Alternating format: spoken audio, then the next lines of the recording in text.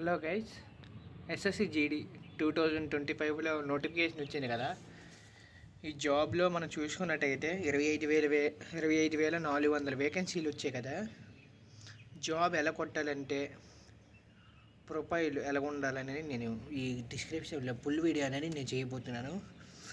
SSC జీడీకి సంబంధించింది అయితే height అయితే 170 ఉండాలి. మరి 169 ఉన్నా సరిపోదు, 170 పైన ఉన్నోళ్ళు అప్లై చేసుకోండి. ఎందుకంటే మీరు ముందుగానే 169 ఉండి అప్లై చేసుకున్న తర్వాత ఒకవేళ రిజెక్ట్ అయిన తర్వాత, ఒకవేళ ఎగ్జామ్ రాసి పాస్ అయిన తర్వాత రిజెక్ట్ అయినట్టుగైతే సెలెక్ట్ అవ్వడం చాలా కష్టం.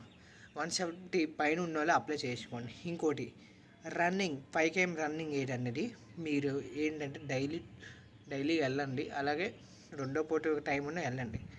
అలా వెళ్తున్నప్పుడు మీకు ఇప్పటి నుంచే వెళ్ళాల్సిన అవసరం లేదు, ఎందుకంటే కొద్ది స్టడీ మీద ఫోకస్ పెట్టిన తర్వాత రన్నింగ్ అనేది తర్వాత చేసుకోవచ్చు.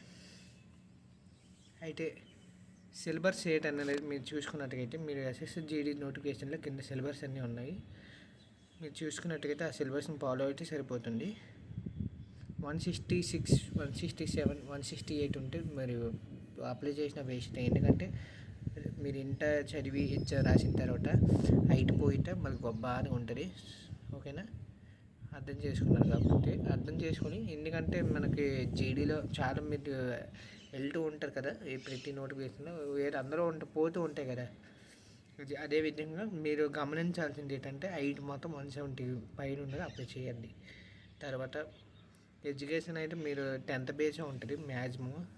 10th బేస్ మీరు సిలబస్ ఏది ఉన్నా చదువుకున్నా మీరు క్వాలిఫై అయిపోవచ్చు. మెయిన్ స్కోరింగ్ ఎంత రావాలి అంటే క్వాలిఫికేషన్ అయితే 85 వస్తే చాలు, గ్రౌండ్ క్వాలిఫై. అండ్ మెరిట్లో కావాలి అంటే ఒక 95+ ఉంటే మెరిట్లో మనం క్వాలిఫై అయ్యడానికి జాబ్కి సెక్యూర్గా ఉండొచ్చు.